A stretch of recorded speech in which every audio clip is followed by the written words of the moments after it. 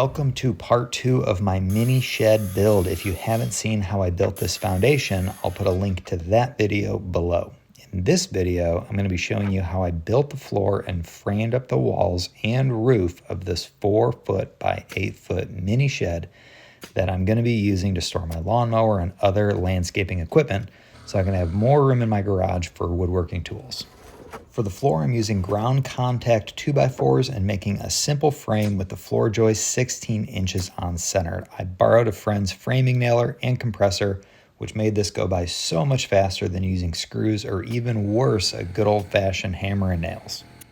I'm not sure if this is really going to do anything, but I used a couple of L brackets on each side to secure the floor to the foundation. I think maybe I used too small of screws for this to really do much over time, but hopefully the weight of the shed and all of its contents should keep it in place.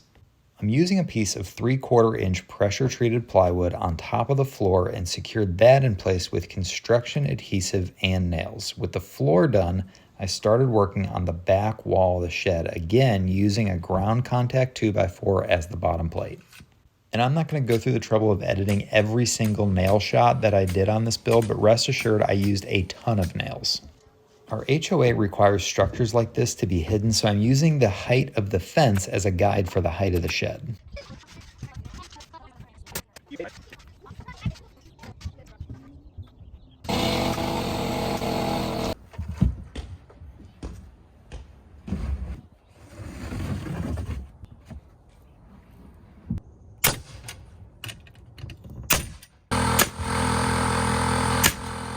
With the wall constructed, I used 1/2 inch OSB for the sheathing, and then I wrapped the wall in tar paper to keep it protected from the elements.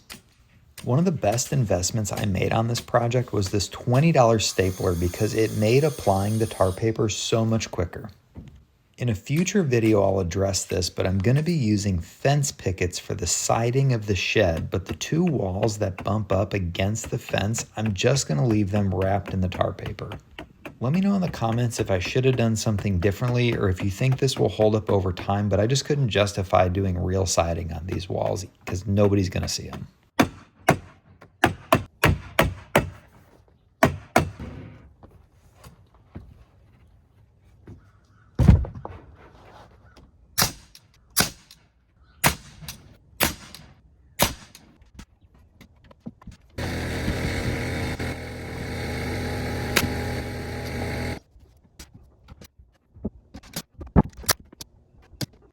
For this side back wall, you can see that I left the sheathing a little bit long, and that was on purpose so that I could cut it at the right angle after the first roof rafter is on.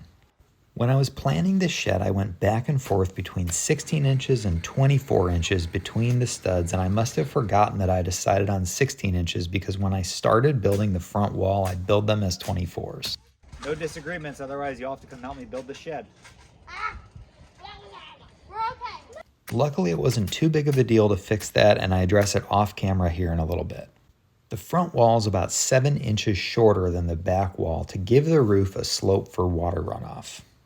For the roof, I used clamps to hold a 2x4 in place and mark the angles as well as the location of the notch so that the rafter sits nicely on top of the top plate of that front wall. That notch is called a bird's mouth, and I cut the first one using a circular saw and a handsaw, and then I used that as a template and cut the rest of them in my shop using my miter saw and jigsaw.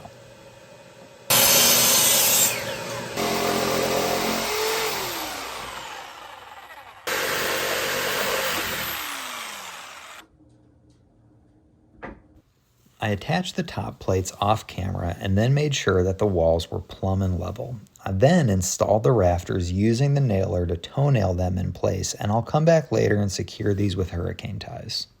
With the walls and roof framed up, I think that's going to do it for this video, but be sure to subscribe so you can see how I install the roof and siding as well as the door.